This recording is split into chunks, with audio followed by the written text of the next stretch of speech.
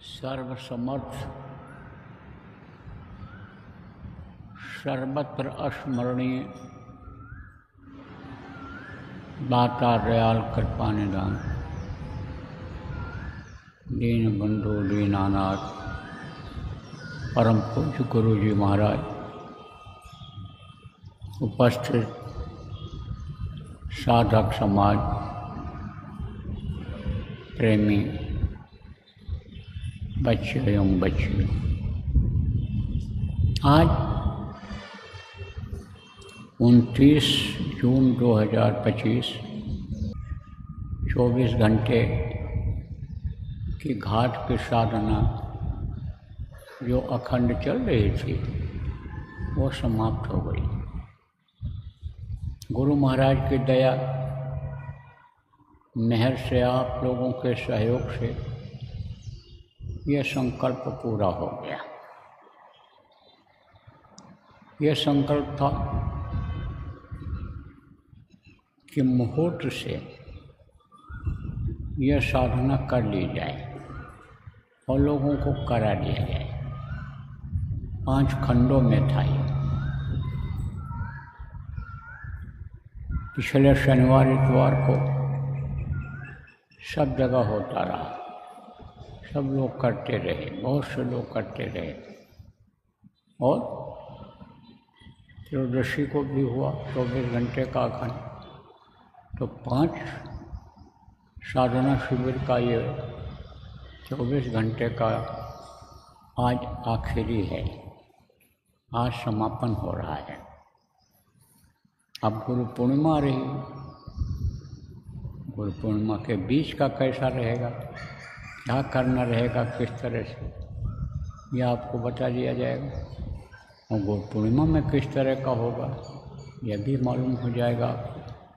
बाकी जो सुबह शाम का चल रहा है आश्रम पर, वो अभी 2 घंटे का, सुबह 2 घंटे का, शाम को चलता रहेगा। 5 घंटे का सुबह, 2 घंटे का शाम का होता था, उसका भी समय इधर पूरा हो गया। अब 2 घंटा ये चलता रहेगा। और वहाँ भी जब कार्यक्रम 7 तारीख से शुरू होगा तो वहाँ भी सुबह शाम चलेगा, चाहे थोड़ा समय ही बैठा बैठाया जाएगा। तो ये क्रम जो चल रहा है साधना करने का, बंद नहीं होगा, बल्कि बढ़ेगा और बढ़ाना है, क्योंकि काम इसी से होगा।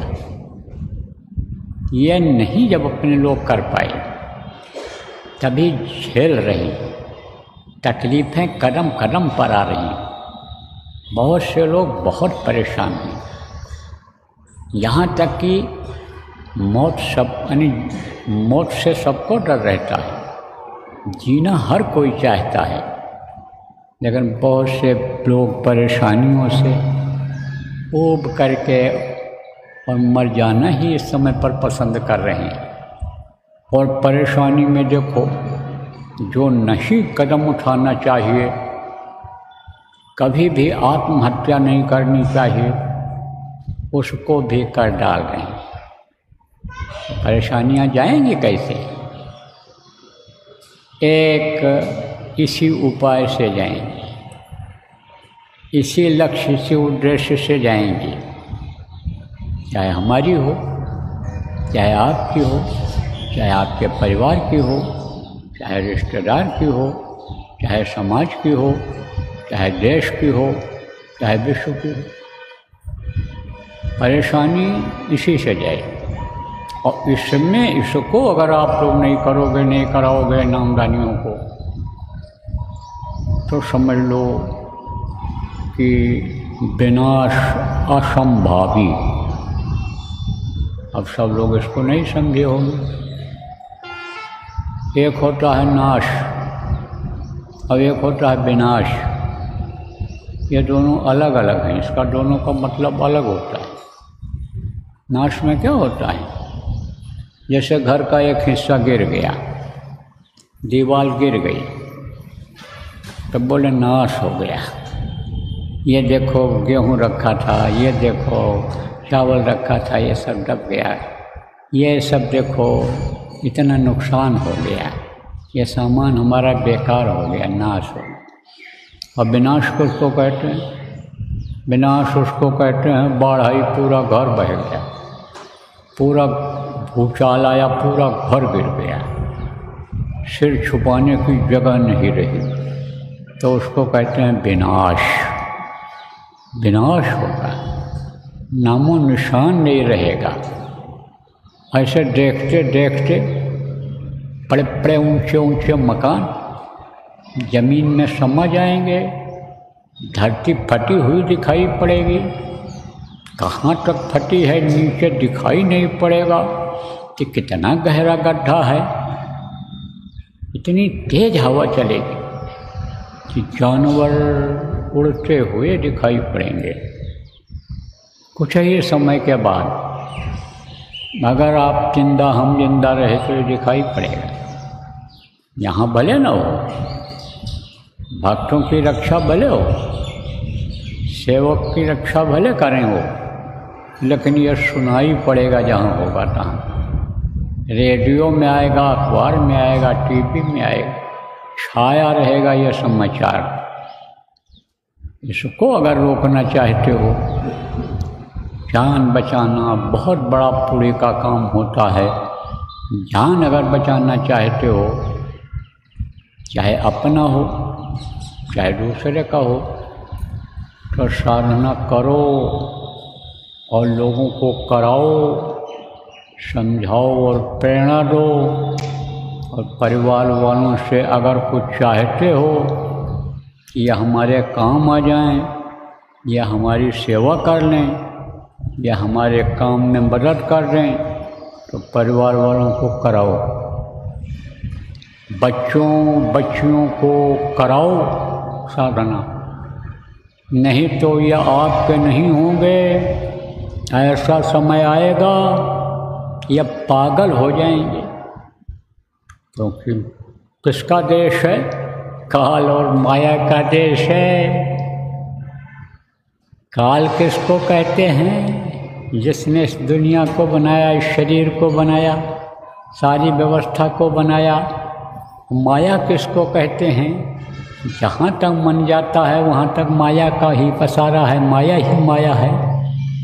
ये सब जो आप देख रहे हो, पेड़ पौधे, सुंदरता, ये जो मकान घर देख रहे हो, ये जो अच्छे अच्छे पक्षी और ये सुंदर सुंदर यानी दृश्य देख रहे हो यहाँ का, यह सब माया का ही पसारा है। तो माया भी जोर करेगी, तो काल भी जोर करेगा। तो जिनसे आप उम्मीद करते हो ये लड़के लड़कियां ये भाग जाएंगे घर छोड़कर, पागल हो जाएंगे दीवानगी में। कौन सी दीवानगी? जो गुरु के प्रति दीवानगी होनी चाहिए, गुरु से प्रेम होना चाहिए, उससे दूर हट करके या लड़के लड़कियों से प्रेम करेंगे, भाग जाएंगे, धोखा खाएंगे। जब भगा दिए जाएंगे, मार पड़ेगी वहाँ, तब भग भग करके आएंगे। लेकिन लालच इतना पैदा हो जाएगा कि 2 करोड़ रुपए के बिल्डिंग में रहेंगे, 2 करोड़ रुपये गाड़ी पर चलेंगे, खाने पीने नौकर की कोई कमी नहीं होगी। तो ये क्या होगा? माया का ये जाल होगा, माया का पसारा होगा। ये माया ये सब लालच लोग पैदा करेंगे, तो वो समय आएगा। तो अगर परिवार वालों से कुछ चाहते हो, उम्मीद चाहते हो, तो बैठाओ इनको, बच्चियों और बच्चियों को बैठाओ। नहीं, जिन पर आपको भरोसा है, जिनको कहते हो मेरी बच्ची है, जिनको कहते हो मेरा बच्चा है, वो आपका नहीं होगा, वो नहीं होगा। ऐसा समय आ रहा है। प्रेमियों, करो और कराओ ये साधना। बराबर घर पर भी हो सकती है, कहीं भी हो सकती है। आप बताओ लोगों को, ये बहुत बड़ा परोपकार होगा। ये समझाना होगा, लोगों को बताना होगा, तब लोग करेंगे। नहीं तो मन दूसरे काम में लग गया। मन की ये गति होती है, चाल होती है, मन का यह स्वभाव होता है कि जहाँ पर यह चला जाता है, लग जाता है, हाँ वहीं पर टिक जाता है, उसी चीज़ पर टिक जाता है। जैसे खाने पर मन लग गया, घूमने पर मन लग गया, कमाने पर मन लग गया, पुरुष में मन लग गया, औरत में मन लग गया, तो वही उसी में मस्त रहता है, इधर से नहीं जल्दी हट पाता है। लेकिन जब आप मन को समझाओगे, बार बार जब इसमें लगाओगे, शरीर से ये अन्य रस लेता है, हरकत कराता है, मन ही कहता है कि चल पड़ो देखा जाएगा जो होगा। मन ही देखो गोस्वामी जी महाराज को ले गया था औरत के प्रेम में, बारिश के महीने में, और ऊपर चढ़ करके और फिर दीवार कूट करके बांध करके पहुँचे थे, मन ही था उनका। और वही मन जब गुरु के प्रेम में लग गया, प्रभु के प्रेम में लग गया, तो वही गोस्वामी जी महाराज पूरे संत हो गए। वही जिसको पूरा फकीर कहते हैं, जिसको स्पिरिचुअल मास्टर कहते हैं, वो बन गए। और वो चीज़ जो उन्होंने देखा और सुना, जो उन्होंने अनुभव किया, उसको लिख करके गए। अब उसी को लोग पढ़ रहे हैं। आज तो भले न समझ पाएँ, लेकिन पढ़ रहे हैं। क्यों? क्योंकि धार्मिक भावना के नाते, और जो समझ जाता है उस अर्थ को इसी काम में लग जाता है। किसमें? साधना में। वो जो समझ जाता है गुरु के प्रेम को, गुरु के महत्व को जो समझ जाता है, वो गुरु से प्रेम करने लगता है, गुरु से दया मांगने लगता है। प्रेमियों, संत मत में गुरु का दर्जा सबसे ऊंचा होता है। और गुरु खेओ मुरी नैया जात बही, गुरु से ही प्रार्थना की जाती है कि पार लगाओ मेरे ये जो जीवन का क्षण है। जिंदगी ये कुछ समय का फूल है, जिंदगी यह एक मुट्ठी धूल है, इसको सो समझना ये मनुष्य की भारी भूल है। ये जो समझो कि फूल की तरह से है, कि समझो कि कुम्हला जाएगा, ये उसकी पंखुड़ियाँ जो सुंदरता देती हैं नीचे हो जाएंगी। जैसे आप देखो गुलाब खिलता है, पंखुड़ियाँ ऊपर रहती हैं, और जब उसको मुरझाने को होता है नीचे हो जाता है। इसी तरह से ये शरीर है, इसका कोई भरोसा नहीं है। इसलिए गुरु जी दया करो, ये प्रार्थना किया जाए, गुरु से प्रेम किया जाए, गुरु से कुछ मांगा जाए, गुरु को अंतर में पाने का यानी तड़प पैदा किया जाए। विरह जिसको कहते हैं वो पैदा किया जाए। आप कहोगे भाई गुरु से प्रेम न होता, गुरु की बातों पर विश्वास न होता, तो यहाँ क्यों आते? बात सही है, विश्वास हुआ आपको तब आप आए हो।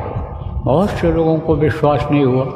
कुछ लोग आप ऐसे आए हो कि काम छोड़ करके आए हो। आप ये समझो ये नहीं देखे हो कि नुकसान होगा कि फ़ायदा होगा। क्यों? इसलिए कि गुरु से प्रेम था, गुरु के आदेश का पालन करना था। और रात में भी देखो बैठ कर के आपने कई बार साधना किया, दिन में भी कल शुरू हुआ था तब किया, और सुबह भी किया। किससे? गुरु के आदेश से, गुरु महाराज के प्रेम में आपने साधना किया। तो कहोगे भाई प्रेम तो हमने किया, लेकिन वो प्रेम नहीं जगता है अंतर में कि जो प्रेम का उदाहरण संतों ने दिया है। क्या दिया है? कि स्वामी प्रीत यूँ करे जैसे चंद्र चकोर, सोच झुकी गर्दन लगी, चितवत वाही और। चंद्रमा और चकोर का नाम आपने सुना होगा, न सुना हो तो बता देते हैं। चकोर एक पक्षी होता है, और चंद्रमा को सब जानते हो। छोटे छोटे बच्चे चंदा मामा कहते हैं। तो चंद्रमा से उसको प्रेम होता है, और उसको यह आभास हो जाता है कि चंद्रमा निकलने वाला है। जैसे चंद्रमा के निकलने का समय आता है, तैसे वो चंद्रमा को देखने लगता है, एक टक देखता है। अब पृथ्वी ये चलती रहती है, और रहता वो पृथ्वी पर है, और चंद्रमा उससे जो है दूर हटता जाता है। तो चंद्रमा ऊपर की तरफ चढ़ता है, ऊपर की तरफ चढ़ता हुआ दिखाई पड़ता है। जैसा जब निकलता है तब आप ये समझो कि यानी नीचे रहता है, आसमान में नीचे दिखाई पड़ता है कि जैसे जैसे रात बढ़ती है वैसे वैसे ऊपर होता जाता है। और एक समय ऐसा आता है कि जब रात्रि खत्म होने को होता है तो चंद्रमा ढल जाता है। चंद्रमा ढल जाते हैं उस समय पर, तो चकोर क्या करता है, जब से चंद्रमा दिखाई पड़ता है तब से बराबर ऐसे देखता रहता है और ऐसे ऐसे देखते देखते देखते देखते ऐसे उसकी गर्दन पीछे झुक जाती है और ये जो चोंच नीचे रहता है वो ऐसे घूम करके ऐसे चोंच ऐसे जमीन में लग जाता है। तो कहा स्वामी प्रीत यूँ करे जैसे चंद्र चकोर चोंच झुकी गर्दन लगी और चितवत वाही हो, चोंच झुक जाता है गर्दन नीचे लग जाती है जमीन में, लेकिन बराबर देखता रहता है। ऐसे ही कहा गया है कि गुरु को नज़रों में अपने बसा लेना चाहिए और उस तरह से प्रेम करना चाहिए। तरह तरह से संतों ने समझाया कि जैसे प्रेत कुटुंब से वैसे गुरु से हो। अगर आप ये समझो वैसा ही प्रेम गुरु से शुरू में करने लग जाएं कि जैसा प्रेम यानी परिवार वालों से होता है, कुटुंब से होता है, उसी तरह से करने लग जाएं तो भी काल उसके पल्ले को नहीं पकड़ सकता है, बाधा काम में नहीं डाल सकता है। लेकिन भूल जाते हैं क्योंकि ये भूल और भ्रम का देश है। जब भूल जाते हैं तो वही चीज़ याद आती है जिसकी बराबर ज़रूरत रहती है, खाने पीने सोने की, सुख सुविधा की, कमाने की, बाल बच्चे की देख रेख की, यही सुविधा रह जाती है, बाकी वो भूल जाते हैं। लेकिन ये समय जो 2 घंटे का रहेगा आपका, रोज़ बैठने का रहेगा, इसमें तो सब भूल ही जाओगे। जब यह संकल्प बनाओगे कि हमको 2 घंटा बैठना ही बैठना है, कोई भी काम हो, पिछड़े बने बिगड़े, इसको गुरु जाने, हमारा प्रारब्ध जाने, हमारा भाग्य जाने, तब आप ये समझो बैठ जाओगे। और जब बैठ जाओगे भूल जाओगे। तो बताया जाता है कि सबसे पहले गुरु की पूजा, गुरु की पूजा में सबकी पूजा, और गुरु समान कोई देव न दूजा। कहा गया कि गुरु के समान कोई देवता ही नहीं, गुरु ही सब कुछ है। गुरु ब्रह्मा गुरु विष्णु गुरु देवो महेश्वरा कहा गया। तरह तरह से संतों ने समझाया है उदाहरण दे करके। बस प्रेमियों आज इस बात को समझ लेने की ज़रूरत है। तो गुरु को जब याद करोगे तो गुरु नहीं याद करेंगे? अरे कोई सौतेले बैठे हो, इन्हीं में जो आप बैठे हो, जिन्होंने गुरु को तड़प के साथ याद किया होगा, विरह जिसके अंदर पैदा हुई होगी, गुरु उन पर दया किए होंगे। जैसा जो पात्र है वैसे उसको वो देते हैं। बर्तन भरने में वो संकोच नहीं करते हैं। अब कोई ये कह रहा हो कि बट रहा है ले लो चलो, और छोटा सा बर्तन लेकर जाओगे, छोटा सा गिलास लेकर जाओगे, तब वो जो बाल्टी में भरने वाले हैं उसमें भरेंगे।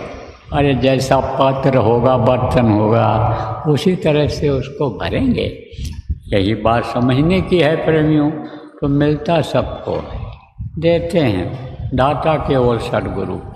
तो कहने का मतलब ये है, मोटी बात यह है कि आप सब लोग लगो इस काम में। असली चीज़ ये है, इसी से सब काम बनेगा, इसी से आपके संकट दूर होंगे, इसी से आपका प्रारब्ध बनेगा, जिसको भाग्य आप कहते हो। इसी कर्म से आपके भाग्य बनेंगे। इन्हीं कर्मों से ही यानी पुनर्जन्म से बच जाओगे। ये अगर काम कर ले गए, साधना बन गई, चढ़ाई हो गई ऊपर तक, गुरु के पास पहुंच गए, जो अंतर में गुरु का स्थान है, तो जन्म मरण से छुटकारा पा जाओगे। और नहीं तो डूबोगे, उतराओगे, इसी भवसागर में लौट लौट करके आओगे। इसलिए आज आप लोगों से कहना है, निवेदन प्रार्थना करनी है, चाहे पुरुष हो चाहे महिला हो, चाहे बच्चे और बच्ची हो, होश में जो हो, जो इन बातों को सुनो, थोड़ा भी समझ रहे हो, सब लोग लग जाओ साधना करने और कराने में। अब साधना में मन लगे, कहोगे नहीं लगता है, क्यों नहीं लगता है, लगाए कैसे, ये भी बताता हूँ। देखो, कर्म आ जाते हैं, संचित, प्रारब्ध और क्रियमाण, 3 कर्म आपको बताया गया। संचित कर्म पूर्व जन्म के होते हैं और क्रियमाण ये जो हाथ पैर आँख कान से करते हैं, ये क्रियमाण कर्म होते हैं। और प्रारब्ध जो भविष्य में आने वाला है, मिलने वाला है, जिसका फल अच्छा और बुरा, वो प्रारब्ध है। तो ये 3 तरह के कर्म होते हैं। अब ये कर्म कुछ पूर्व जन्मों के हैं, जिसका फल मिल रहा है। अच्छे कर्म थे तो फल मिल रहा है उसका, लेकिन क्या फल मिल रहा है कर्मों का, इन कर्मों का क्या फल मिल रहा है? अच्छे कर्म थे तो अच्छे घर में जन्म ले लिया, खाने पहनने की कोई दिक्कत नहीं, माल भरा पड़ा हुआ है, सोने के लिए बढ़िया इंतजाम, रहने के लिए बढ़िया इंतजाम, छोटे छोटे बड़े आदमियों के बच्चों को नौकर सलाम करते हैं, प्रणाम करते हैं, भैया राम राम, हरे कृष्णा बोलते हैं। तो अब आप ये समझो, ये प्रारब्ध है, प्रारब्ध का ये फल है। और प्रारब्ध किससे बनता है? कर्मों से ही बनता है, कर्म जैसा करता है। उदाहरण देकर और समझा दें, जैसे किसी मालिक के 4 बच्चे हैं, अब कोई नशे में धुत है, शराब पी के आया है, गांजा भांग का नशे में आया है, तो उसको नौकर सलाम करेगा? उसको नहीं करेगा, उसको प्रणाम नमस्कार नहीं करेगा। और दूसरा जो शरीफ है, बढ़िया है, उसको करेगा। ऐसे ही आप ये समझिए, तो प्रारब्ध जो है बनता है इससे। प्रारब्ध जब बन जाएगा तब आप क्या समझो कि ये जो कर्म हैं ये सब कट जाएंगे। प्रारब्ध किससे बनेगा? इसी साधना से बनेगा। अब कर्म मन नहीं लगने देते हैं, मन को इधर उधर भरमा देते हैं। अभी प्रार्थना की गई कि काल और माया बहुत भरमावे, बहुत भरमा रहे हैं, इन दो से गुरु जी बचा लीजिए, यानी प्रभु जी बचा लीजिए, गुरु जी बचा लीजिए। गुरु ही इससे बचा सकते हैं। काल और माया के देश में पड़े हुए हो, रह रहे हो, निकल नहीं पा रहे हो, कहीं भटक के जा नहीं सकते हो, जहाँ तक दृष्टि जाती है वहाँ तक माया का पसारा है। एक जेल से निकलोगे दूसरे जेल में बंद हो जाओगे। जैसे जेल में कई दीवारें होती हैं, किला होता है, यानी समझो किला जैसे गेट होते हैं, एक गेट से निकलोगे तो दूसरे गेट में फंसे रहोगे, नहीं निकल पाओगे। तो काल और माया का ये पसारा है। गो गोचर जहाँ मन लग जाई, सो सब माया जानो भाई, कहाँ जाओगे? लेकिन निकलने का भी उपाय है। निकलोगे कैसे? जब यह कर्म कटेंगे तो गुरु जो होते हैं हर तरह के जानकार होते हैं। जैसे डॉक्टर होता है तो किसी मर्ज का कोई डॉक्टर होता है, किसी मर्ज का कोई होता है।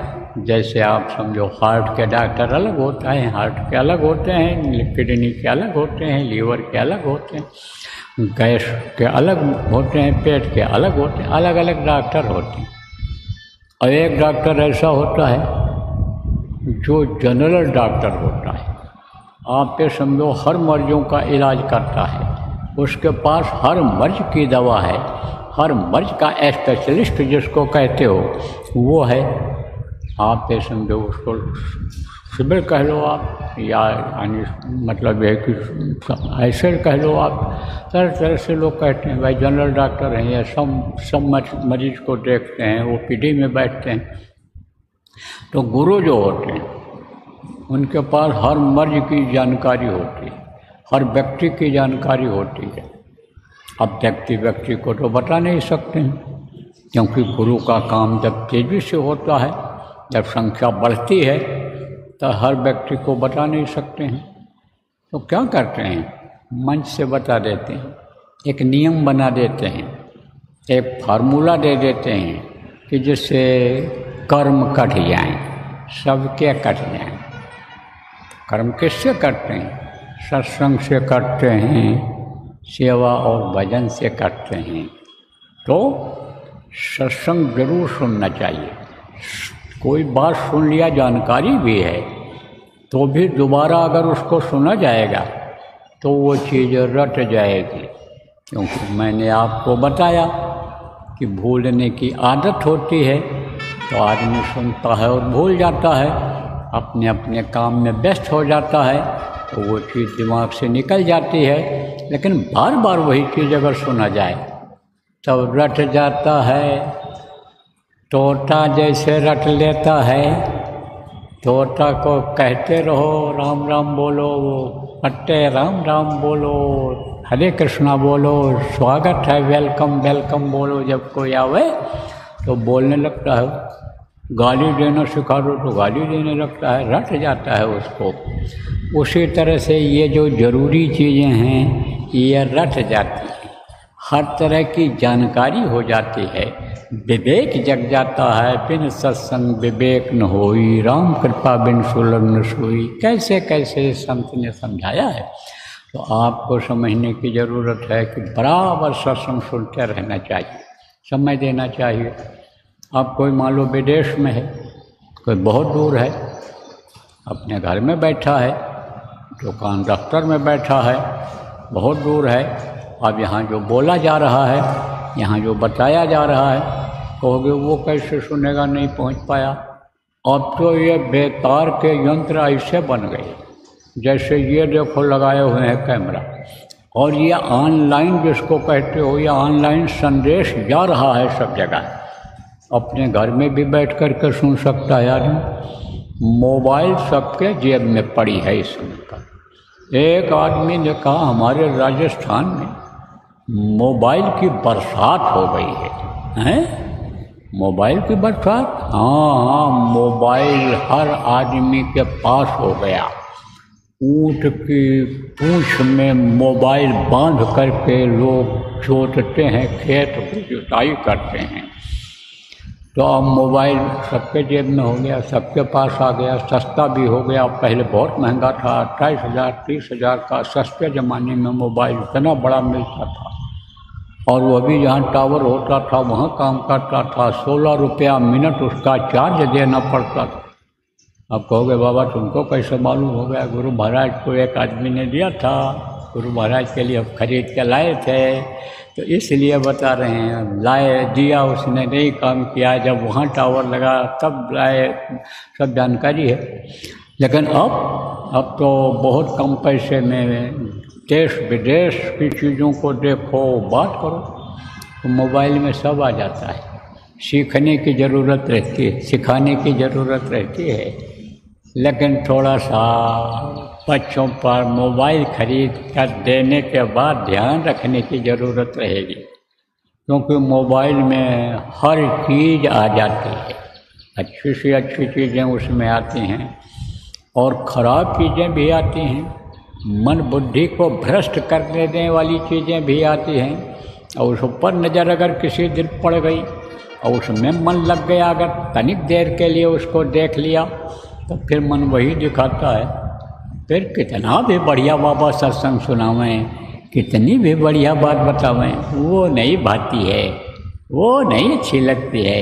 जैसे मिठाई कहते हैं बहुत प्रिय होता है, लेकिन किसी को मिर्ची तेज खाने की आदत बन जाए और मीठा मीठा उसको दे दो या मीठी सब्जी बना दो, नहीं खाएगा मिर्ची। सब अनुभव वाली बात बता रहा हूँ। गुरु महाराज के साथ वहाँ आश्रम पर रहता था, तो पहले तो व्यवस्था ही नहीं थी कोई, और शुरुआत की बात है जब वहाँ आने लगा था, तो हम भी जैसे सब लोग ठहरे थे, हम भी ऐसे वहीं ठहरे थे। अब भोजन बनाया एक औरत ने, और लड़की से कहा जा रहे जा मिर्चा ले आओ, और वो नहीं जाए। अरे ले आओ, तब कहा खा लो, मतलब ले आएंगे बाद में। अरे चल यार कैसे खाएं बगैर मिर्ची के, हरी मिर्ची मिल रही है, वहाँ दुकान लगी है, ले क्या चाहिए। और बहुत देर तक बैठी रही, और उसके बाद में जब एक आदमी ने कहा हम ला देते हैं। अरे भैया तुम क्या लाओगे, तब लड़की से उसने कहा जा बच्ची ले आ बेटा, ले आ, दौड़ जा, मत के लिए ले आ, दौड़ जा। तब वो गई और मिर्ची लाई, तब उसने खाया। ऐसे ही मिर्ची क्या है, जलन पैदा करता है, मिर्ची पेट खराब कर देता है, और बुढ़ापे में अगर मिर्ची ज़्यादा हो जाए तो तरह तरह के विकार पैदा हो जाते हैं, बवासीर बकंदर तरह तरह की तकलीफ़ें हो जाती हैं। लेकिन मन अब उधर चला गया तो विकार ये पैदा करने वाली चीज़ें भी आ जाती हैं। तो उससे यानी बच्चों को हम बताना चाहेंगे कि उससे दूर रहना। सत्संग सुन लो, समाचार देख लो, पढ़ाई कर लो मोबाइल से, लेकिन वहाँ नज़र न जाए। और ये क्या करते हैं, चटनी परोसते हैं। चटनी किसको कहते हैं? मिठाई मिठाई खाते रहो, मीठा मीठा खाते रहो, बढ़िया खाते रहो, स्वादिष्ट भोजन खाते रहो। तो मन कहता थोड़ा खट्टा होता तो ठीक था, तो खट्टा खाने का मन कह देता है, तो वो परोस देते हैं बीच में, प्रचार कर देते हैं उस चीज़ का पैसा कमाने के लिए। तो खट्टा खाने का भी मन चला जाता है, उधर चला जाता है। उसको खट्टा की तरफ मन ही क्यों ले जाते हो, मिर्ची की तरफ मन ही क्यों ले जाते हो कि जैसे से उसकी आदत बन जाए। तो ये सब थोड़ा सा ध्यान रखने की ज़रूरत है। तो उसमें आ जाता है, सत्संग आ जाता है, वहीं बैठ के सुनो और सत्संग सुनते रहोगे, इन बातों को सुनते रहोगे, बराबर जब सुनोगे तब मन नहीं जाएगा उधर, और नहीं तो निश्चित चला जाएगा, निश्चित चला जाएगा। अरे जवानों की बात तो छोड़ो, 80 साल के बुढ़े का मन उधर चला जाता है, करने लायक कुछ नहीं, लेकिन रात को 2 बजे तक रजाई के नीचे मोबाइल देखते रहते हैं। कहते हैं लड़के से मत देखना, मत फंसना, भैया ज़माना बहुत ख़राब है, लेकिन खुद उस ज़माने में रंगे रहते हैं, उस ज़माने में फंस जाते हैं। तो थोड़ा सा इन बातों को भी, व्यवहार में जो आने वाली बातें हैं, हम स्पष्ट रूप से आपको बता रहे हैं। तो सत्संग बराबर सुनना चाहिए। मोटी बात आप ये समझो, विचार भावनाएं सही रख करके सत्संग सुनना चाहिए और सेवा करनी चाहिए। सेवा से कर्म करते हैं, और सबसे ज़्यादा कर्म किससे करते हैं? भजन से करते हैं। तो देखो प्रेमी, कभी कभी मौका मिलता है, बाकी तो सेवा आप करते रहते हो, भजन भी करते रहते हो, लेकिन अब सेवा का ज़्यादा ज़रूरत है, काम है। जैसे ये गुरु पूर्णिमा का कार्यक्रम यहीं अपने आश्रम के बगल में ही आयोजित है। अब आप समझो कि इसमें सेवा करने का हर तरह का मौका है। जयपुर के प्रेमियों का मौका है। देखो जो देश के लोग हैं, विदेश के लोग हैं, उनको खबर लगी है कि भाई हमारे गुरु महाराज का पूजन होगा, और पूजन की तिथि निश्चित है, समय निश्चित है, मुहूर्त निकला है, उस दिन गुरु की दया बरसेगी। तो हमको भी चलकर सेवा करना चाहिए। चल पड़े बेचारे, दूर दूर से आ गए, लगे हुए हैं, और भी तैयारी कर रहे हैं, आ रहे हैं। तो उनको तो थोड़ा कम मौका मिल रहा है, लेकिन आपको ज़्यादा मौका है। सब लोगों को आपको समझने की ज़रूरत है कि मेरा ये कार्यक्रम है। हर सत्संगी को समझना चाहिए कि मेरे यहाँ लोग आ रहे हैं, हम उनको पानी पिला ले जाएं, हम उनके पेशाब लेटरिन की व्यवस्था कर ले जाएं, कोई भूखा न सो जाए, उनको चाहे थोड़ा ही मिल जाए, रूखा सूखा मिल जाए, ये व्यवस्था हमको करनी है। हर आदमी अगर सोचोगे तो व्यवस्था में लग जाओगे, और जिसकी जैसी औकात है उस हिसाब से आप करोगे। तो कहते हैं कि 10 आदमियों का लाठी और एक आदमी का बोझा। तो जब आप ये समझो कि 10 लग जाओगे, तो जो जिम्मेदार वहाँ पर, मतलब जो सेवादार वहाँ पर लगे हैं, धूप को नहीं देख रहे, तप रहे हैं, बारिश होने लगी नहीं देख रहे हैं, भीग रहे हैं, समय से भोजन नहीं मिल पा रहा, समय से जलपान नहीं मिल पा रहा है, काम फिनिश करके, पूरा करके लेटरिन पेशाब नहाने के लिए जाना चाहते हैं, उनको बल मिल जाएगा, ताकत मिल जाएगी। उन प्रेमियों में जो भाव है वो भाव जब सेवा करोगे और कर्म कटेंगे तो आप में भी आ जाएंगे।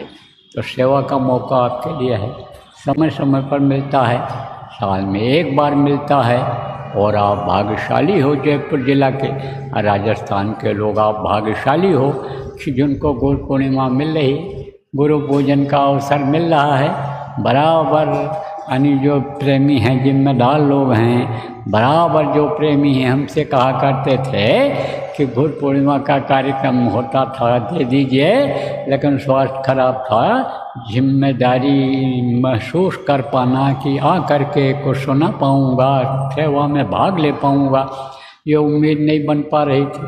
उम्र के हिसाब से, कुछ कर्मों के हिसाब से, जैसा मैंने आपको बताया, भोग रहा था, भी भोग रहा हूँ, चाहे अपने कर्म हों, चाहे पूर्व जन्म के हों, चाहे इस जन्म के हों, चाहे आप सब लोगों के हों, जो मुझे देख करके मेरे ऊपर थोप करके और आप हल्के होकर चले गए, उसको भोग रहा था, भी भोग रहा हूँ। तो उम्मीद नहीं थी, लेकिन उम्मीद बन गई।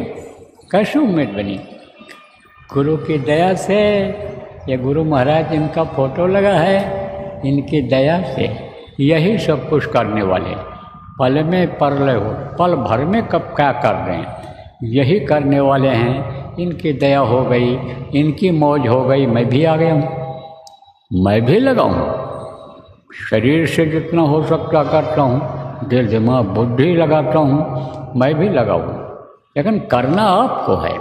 अब इस उम्र में मेहनत नहीं कर सकता, ज़्यादा कुछ कर नहीं सकता हूँ बुढ़ापे में, लेकिन आपके अंदर जो, जिसके अंदर जो क्षमता है, जो आपके अंदर ताकत है, बुद्धि है, जो विवेक है गुरु महाराज ने दिया है, जो आपके माता पिता, बच्चों, नौजवानों गुरु महाराज के शिष्य थे और गुरु महाराज से जो दया मांगे आपके लिए, मेरा बच्चा पढ़ ले जाए, मेरा बच्चा नौकरी पा जाए, मेरे बच्चे का धंधा चल जाए, जो गुरु के दया से आपको मिला है, गुरु के नाम पर आपको इस वक्त पर लगने की ज़रूरत है, तन मन और धन से लगने की ज़रूरत है, और इस कार्यक्रम को संपन्न बनाने की इस समय पर ज़रूरत है।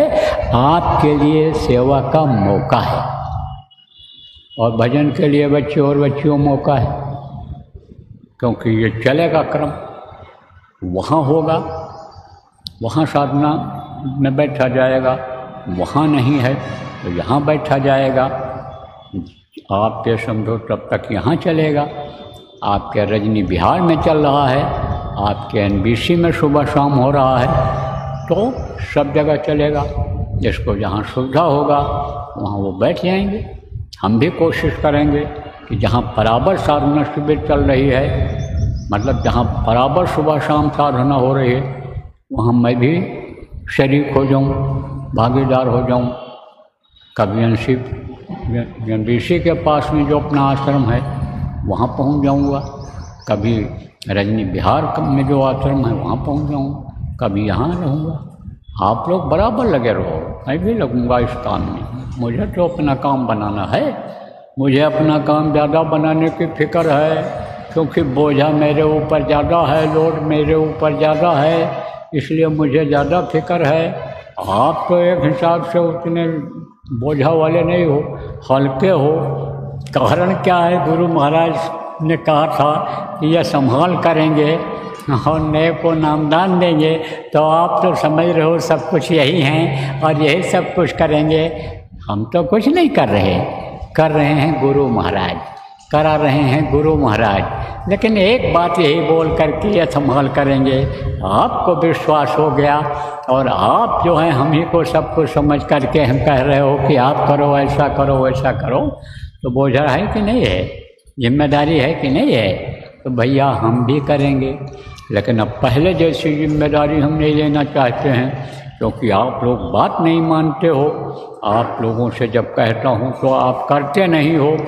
जितना देखो समझा रहा हूँ, लेकिन अभी जब उधर चलूँगा और मान लो अभी आप खड़े हो गए मिलने जुलने के लिए कि नज़दीक से हम देख लें, बाबा हमको देख लें, जब खड़े हो गए तो कुछ न कुछ रोना रोगे, हैं ये नहीं वो नहीं, ऐसा नहीं वैसा नहीं, कान में दर्द है, पेट में दर्द है, लड़का बिगड़ रहा है, दुकान नहीं चल रही, बिजनेस नहीं चल रहा है, ये है वो। इतना समझाने के बाद बराबर समझाता रहता हूँ हर कार्यक्रम में, लेकिन कहते हैं कान में जू नहीं रेंगता है, कुछ समझ में नहीं आता है। अब समझने की ज़रूरत है। अगर नहीं समझोगे तो आप जानो, आपका काम जाने, हम कितना बोझा ढो पाएंगे। अरे जब बच्चा रहता है तो बच्चे को उठा करके, यानी बाप चलता है, भाई चलता है गोदी में, लेकिन जब बड़ा हो जाता है तो उठाता है? नहीं उठाता है। खिलाते हैं जो परिवार के बड़े लोग हैं, किसको? बच्चे को टट्टी पेशाब कराते हैं, और जब बड़ा हो गया तब उसका कोई करता है ये काम? खुद करो, खुद करो, खुद लेटरिन जाओ, खुद धो, खुद नहाओ धो। और जब तक बच्चा रहता है नहलाते धुलाते हैं, कपड़ा पहनाते, सब करते हैं। तो कहाँ तक कोई करेगा भैया? अपन ना करो जानो, अब कहाँ तक बच्चे बने रहोगे? अरे इतना दिन हो गया नाम डाल लिए हुए, और जो बताया जाता है नहीं करते हो, जिससे संकट दूर होता है वो काम नहीं करते हो, तो जिम्मेदारी ये कौन लेगा आपको? धोने का, साफ करने का, सिखाने का, बताने का। और जो कहते हो बस यही करेंगे, अब तो गुरु महाराज चले गए, इनको सौंप के गए, तरह तरह की बातें करते हो, ये कौन करेगा? हमारे बस काम नहीं।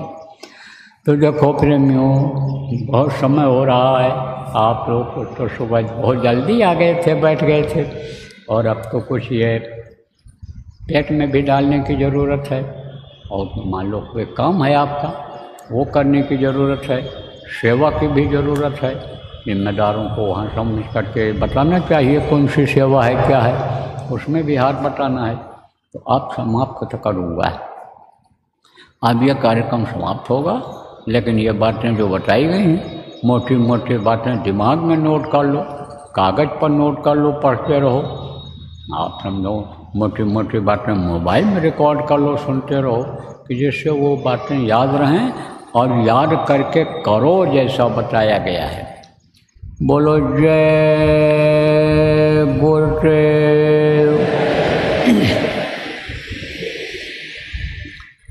जय गुरुदेव। मेहर के नजर करो मेरी ओर,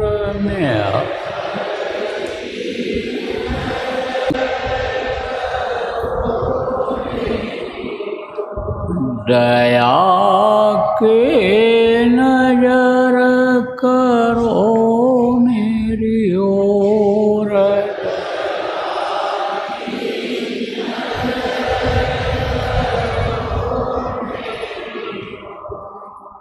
जानू न कौन भूलो तन से,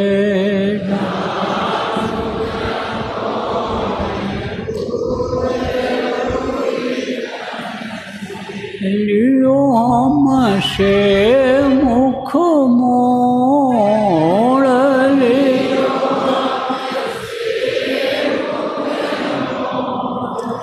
दया के नजर करो मेरी ओर।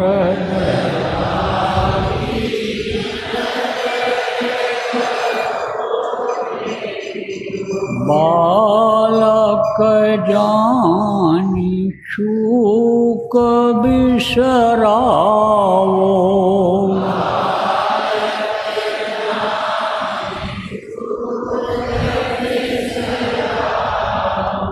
आया शरण अब मैं तोर,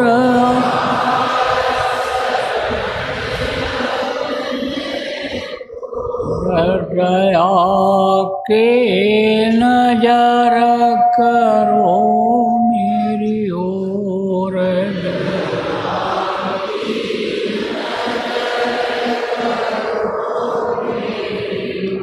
सदा दयालु स्वभाव तुम्हारा,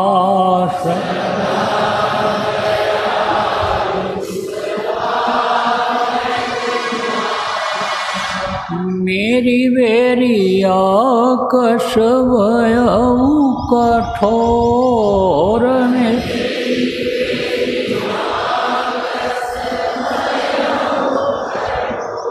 हृदया के नजर करो मेरी ओर।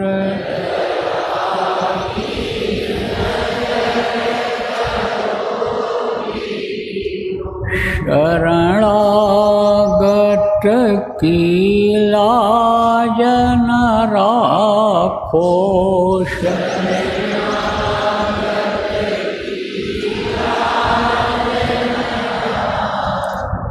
मोसो पतित अब जाएं कहीं और।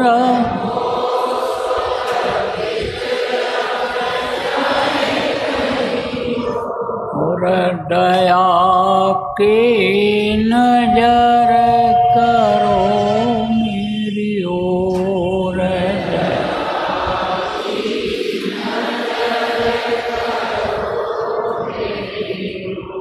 अब के बार उबार ले वजो,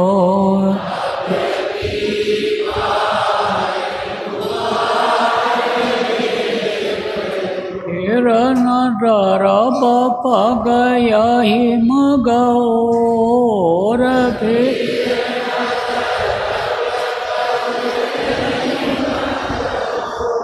हृदया के नजर करो मेरी ओर।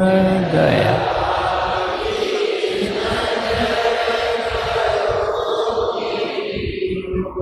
हर के नजर करो मेरी ओर।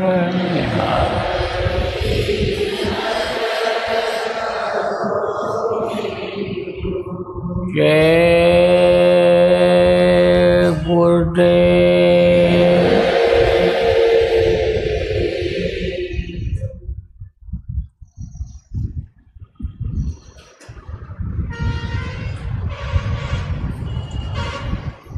जय गुरुदेव, जय गुरुदेव, जय गुरुदेव, जय जय गुरुदेव।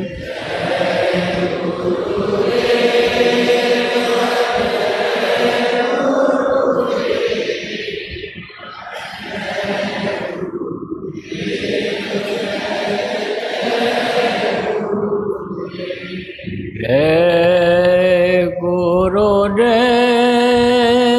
जय गुरुदेव, जय गुरुदेव, जय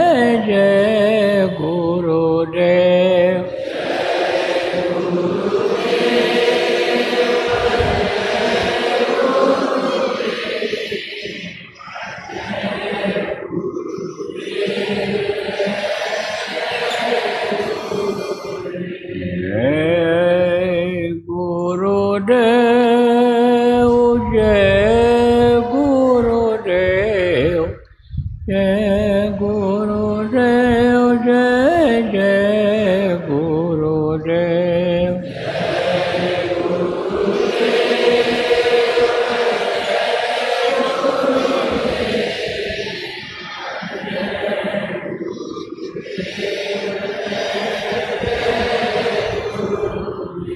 जय गुरुदेव।